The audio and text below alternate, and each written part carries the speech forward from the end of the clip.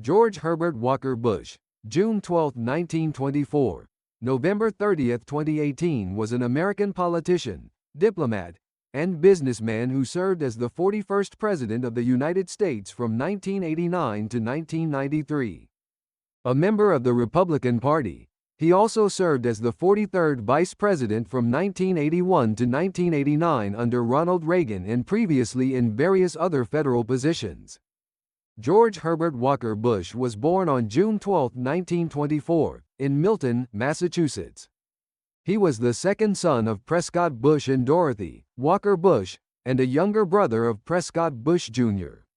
His paternal grandfather, Samuel P. Bush, worked as an executive for a railroad parts company in Columbus, Ohio, while his maternal grandfather and namesake, George Herbert Walker, led Wall Street investment bank W.A. Harriman Co.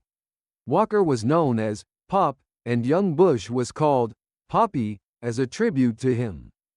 Born into a wealthy, established family in Milton, Massachusetts, Bush was raised in Greenwich, Connecticut. He attended Phillips Academy and served as a pilot in the United States Navy Reserve during World War II before graduating from Yale and moving to West Texas, where he established a successful oil company. Following an unsuccessful run for the United States Senate in 1964, he was elected to represent Texas's 7th Congressional District in 1966.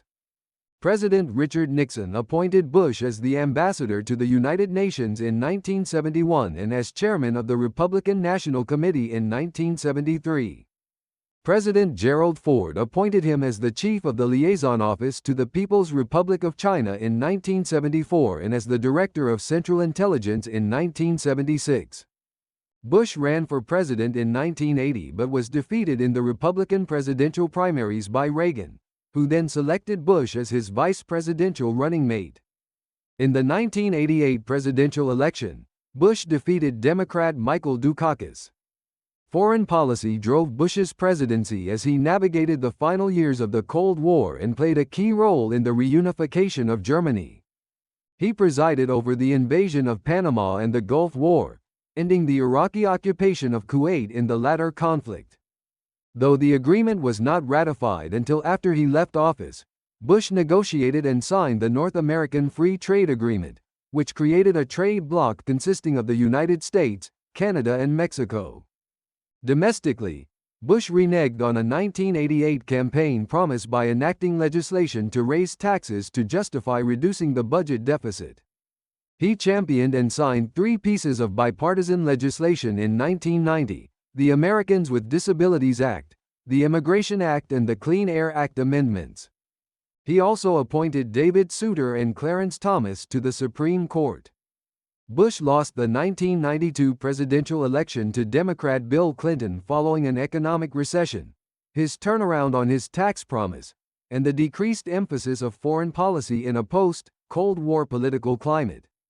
By the early 1960s, Bush was widely regarded as an appealing political candidate, and some leading Democrats attempted to convince Bush to become a Democrat. He declined to leave the Republican Party, later citing his belief that the National Democratic Party favored big, centralized government. The Democratic Party had historically dominated Texas, but Republicans scored their first major victory in the state with John G. Towers' victory in a 1961 special election to the United States Senate. Motivated by Towers' victory and hoping to prevent the far-right John Birch Society from coming to power, Bush ran for the chairmanship of the Harris County Republican Party, winning election in February 1963. Like most other Texas Republicans, Bush supported conservative Senator Barry Goldwater over the more centrist Nelson Rockefeller in the 1964 Republican Party presidential primaries.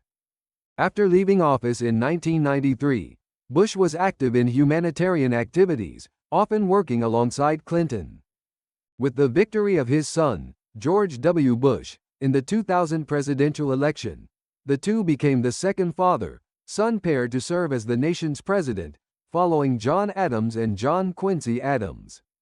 Another son, Jeb Bush, unsuccessfully sought the Republican presidential nomination in the 2016 primaries. Historians generally rank Bush as an above-average president.